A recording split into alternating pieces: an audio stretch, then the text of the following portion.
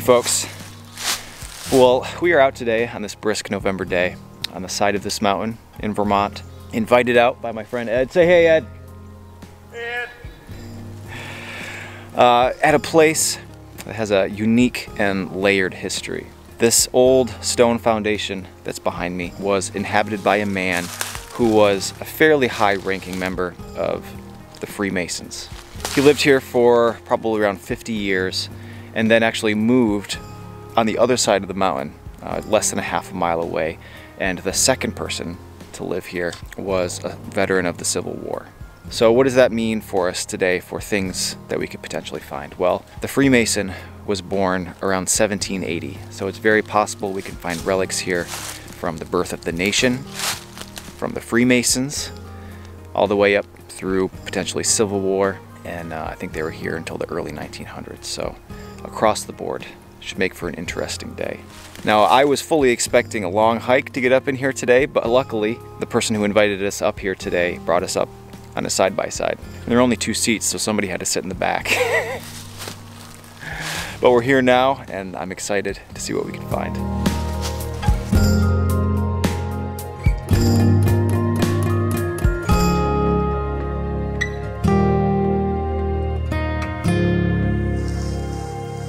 All right, well, I got my first target here. There is frost right underneath the leaves here, but luckily the ground is not yet frozen. It was a big, beautiful brass target. Sounded great, which keeps my hopes up that there were going to be other things here to find. It is a what I understand to be a parasol slider, umbrella slider. All the little spokes would come out of here, and this went up and down the pole to open up the umbrella. So that's a good sign. Not because of what it is, but because of the possibilities that it opens for us today. Let's see what else we can find. So I just found one of these big iron rings, which, not uncommon. I found 3 of them so far today. And, you know, over the years, finding these, I assumed they were horse tack, but, you know, they could have been used for anything. But last week, I was out metal detecting, and it was an unsuccessful trip, so there's not going to be a video of that day. But I found something that these go to. Well, would you look at that? This. Oh my gosh, can you believe it? Look at this thing. You know, I find these, I call them hame knobs. And this, I don't know, is this a hame? Is that what this thing is called? It's enormous. These rings, we find these all the time, and it's kind of interesting to see them where they belong. I'm sure that they had other uses, but this is certainly one of them. I did drag that thing out of there and give it to the landowner, and they were pretty excited about it, but unfortunately that was like the only thing we found that day, so kind of a bummer of a day, but I don't know, maybe I'll stick around this area and I'll find another one. Pretty interesting. Oh, man. Well, it's nothing crazy, but age-wise, it's pretty crazy. I just called Ed over. It's nothing crazy, but I'm excited. What'd you get? Come on over. So, as I was saying, we had talked about finding stuff of this age, but I hadn't expected we'd find one right away like this. That's the shape of a shoe buckle, 100%. You know, we were talking about the history of this place being mostly mid-late 1800s. So finding something mid to late 1700s is very morale boosting. And it was not deep. It was like, I thought it was going to be a bullet in this fallen tree here, but it was almost right on the surface. Shoe buckle fragments, that's a good sign. Let's see if maybe we can find some more. You know, we haven't really found anything that screams Freemason yet, but wandering around here, metal detecting this place, it's hard not to think about, you know, the role that the Freemasons played in the birth of the nation.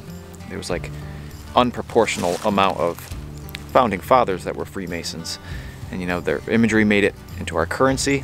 You know, they're technically a secret society, and you would think with the advent of the internet and the way communication is now, that a lot of those secrets would be out, but I think they've done a pretty good job of keeping most of it under wraps still, which is impressive. We're gonna keep metal detecting here, and I don't know, maybe we'll get to the bottom of some of it.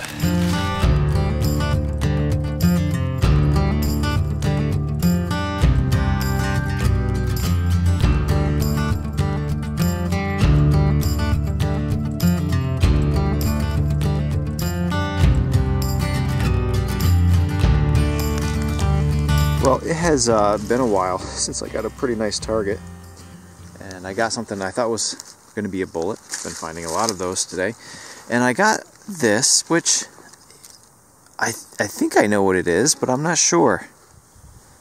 When I first saw the edge of it, I thought that it was going to be a big bullet, but I think that this is just a piece of lead pipe.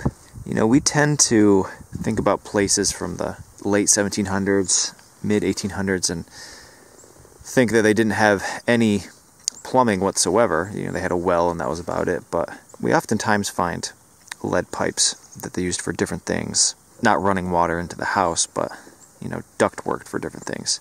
I suspect that that's what this is. They cut it off for something, and this side looks broken. What they were using it for is your best guess. Interesting. Ed thinks maybe he's got a shoe buckle. Oh yeah, it's just flat. It's just, yeah. But you can see where the... Yep. No, I definitely think that that's a shoe buckle frame. It's just... Well, I haven't checked to see if there's any more in there, but that's the first thing that popped out right there. Yeah, these two spots where the pin went through is kind of the giveaway. It's not curved at all, though. You know what that might be is a hat buckle. You think so? Oh yeah, that would make sense. It would make sense for it to be much less like load bearing. You know what I mean?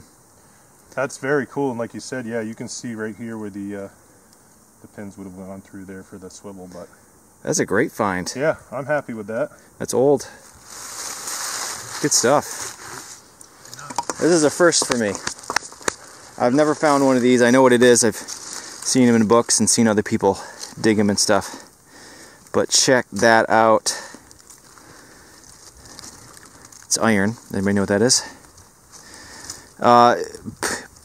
For the amount that these were used, or were in use, I mean, you'd think that I'd find them everywhere, but I suspect that this was a valuable tool back then. This is a stirrup for a horse. That's awesome. Simple things like this, you know, this was part of everyday life, a necessity. We don't really think about much these days, like unless you're involved with horses, I suppose. Really, really awesome. Stirrup. I'm excited. So as the day goes on, it seems the majority of the things we're finding are probably not from the Freemason, but the second inhabitant. Through research online, I was able to find the records that showed that he participated in the Civil War, and I also found a copy of his will. And it's kind of sad to say there wasn't much on it. You know, there was mostly horse tack, harnesses, whips, things like that. So it seems like he didn't have a ton of wealth up here. The things we're finding are kind of showing that. No coins yet today, but I wouldn't be surprised if there just aren't any in here. People up here in the mountains, especially if they didn't have much, they really hung on to what they had. The day's starting to wind down a bit. Sunset's early this time of year, so we're gonna have to start thinking about getting out pretty soon.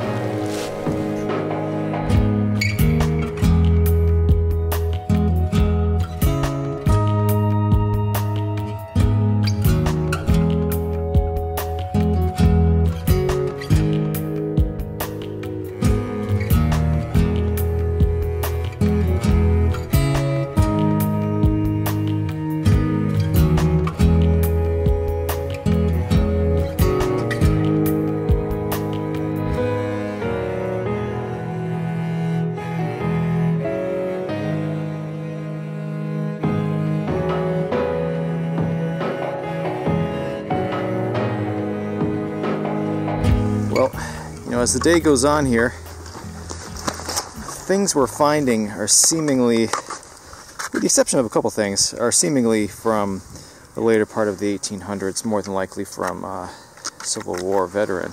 Earlier, I found this iron spoon.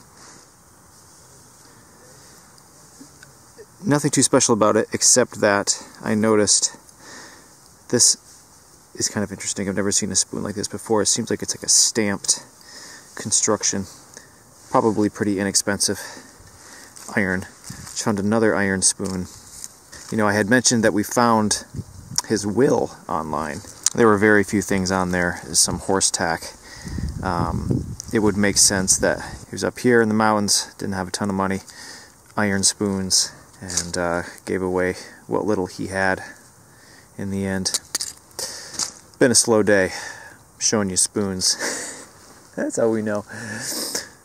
The sun is setting. We're getting close, so let's go around a little bit longer. See if maybe we can find something more interesting than spoons. Anything new since the last time I saw you? Show me that axe head. The axe head? Yeah. It's beautiful. Oh, I got it in my backpack here. Oh yeah, he's a beauty. Oh wow. Isn't that gorgeous? That's worth rehanging. Absolutely. Is there text on there? Huh? I didn't see anything.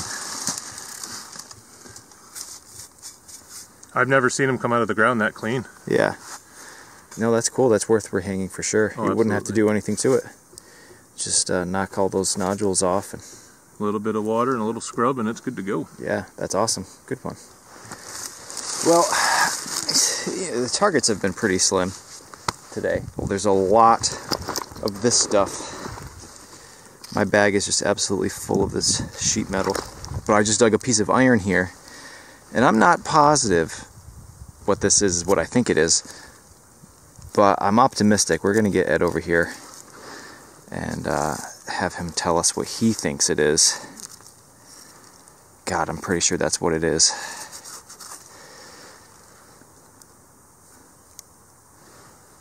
Anybody have any ideas? I think that's part of a gun. I think that's the side plate.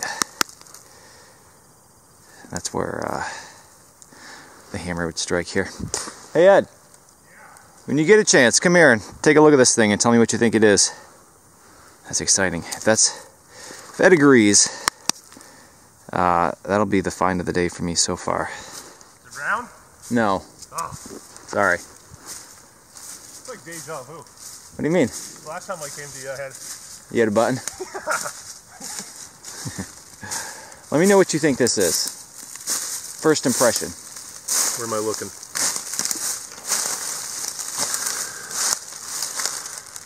A latch? Lever to a gun? I'm pretty sure it's a side plate to like a flintlock. Yeah. Right? Isn't that the bowl where the powder... Or no, the powder's in the barrel. But you put a little powder in here too, right? And then the... Yeah, I would goes assume in. because in the, you know, Yeah. the hammer comes down and... What is that, the bowl? Is that what it's called? I'm not either. fairly certain. But I'm pretty sure that's what that is at the side of a side plate. Because it's on the right-hand side. I think that's what it is. That absolutely makes sense, yeah. And it makes sense for the history of the place, too. The veteran here. That's awesome. All right, folks, we're going to call it a day. It was a long one. It was a great one. Very chilly today. I think it got up into the 40s, but it's still quite cold. I think as the day went on, it seems like we were mostly finding things from the late 1800s, from the second inhabitant that lived here. Nothing Masonic, unfortunately. I was really hoping we were going to pull up some, you know, Freemason treasure of some kind, but didn't happen today. No coins today, but the things we found make a lot of sense for the second inhabitant, who was the veteran, and also we saw in his will it was like all horse tack. Seems to be mostly what we were finding today. You found a bunch of shoes, animal shoes. Let's take a look at everything here. All right, here is the finds of the day combined, both Ed and my stuff here. From the back, my massive stirrup, which I'm very excited about. It's axe head, which I hope gets rehung. I mean, it's in great shape. It just needs to be sharpened. Hopefully somebody does that. Yeah. A couple spoons, my shoe buckle fragment, and Ed's what we're gonna call a hat buckle, perhaps. Ed, I didn't find any buttons today. Ed found 3 and a suspender clasp. Got my parasol slider. I found a giant piece of pottery. It seemed like every hole we made, a piece of something similar to this popped out. This was the biggest piece I found. And then down at the bottom, which I think is probably one of the biggest iron pieces of gun that I've ever found, is this. Again, we're not exactly sure if it is a piece of gun. I'm pretty sure it is. I think that this is the pan, you know, flash in a pan. Probably a flintlock, I would guess. To be quite honest, I'm not super knowledgeable in antique firearms, but I'm pretty sure that's what it is, and I'm quite excited about it. And over here on the right, you found probably the smallest oxen shoe. We were kind of joking about it earlier. Like it must have been a tiny little baby. It was little for sure. But they were working it. They put shoes on it, and then a different sized one for comparison. And a horseshoe. Oh right, and you found this thing that is kind of a mystery. It's clearly hand forged. You thought maybe like a handle of some kind or a drawer pull, but I don't know. Interesting. And a bunch of pottery shards. So we got a ride up here. That was a nice ride. We got to walk back. So we're going to start doing that, and we're going to offer everything to the landowners. Absolutely. But, you know, if they don't want some of it, we'll gladly take it and display it in our own treasure rooms. So thanks again, Ed, for inviting me out here to the east side of Vermont. Ed has his own YouTube channel, Detect Ed Outdoors. If you're not already subscribed to that, go give him some views, and he'll have, you know, a video of today from a different perspective sometime.